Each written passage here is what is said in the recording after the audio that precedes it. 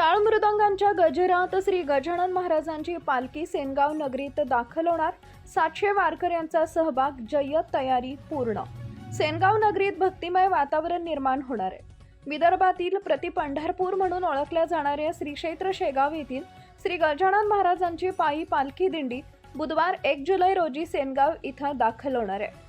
शेगाव ते पंढरपूर मार्गावर निघालेल्या या पालखी सोहळ्यात सुमारे 700 वारकऱ्यांचा सहभाग असून टाळ मृदंगांचा गजर, पताकाधारी वारकरी बँड पथक आणि भक्तांच्या जयघोषानं सेनगाव नगरीत दुमदुमणार आहे।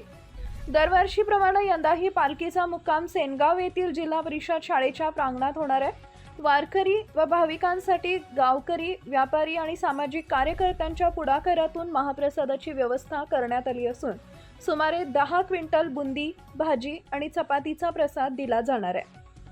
पालखी स्वागतासाठी शहरात ठिकठिकाणी रांगोळी, स्वागत कमानी आणि विविध सुविधा करण्यात आल्या। दरम्यान वाढती गर्दी लक्षात घेता सेनगाव पोलिसांकडून चोख बंदोबस्त ठेवण्यात आलाय। भाविकांनी गर्दीच्या ठिकाणी मौल्यवान वस्तूंची काळजी घ्यावी, तसेच पालखी सोहळ्याचा शांततेत आणि भक्तिभावानं लाभ घ्यावा, असं आवाहन सहाय्यक पोलीस निरीक्षक संग्राम जाधव यांनी केलंय।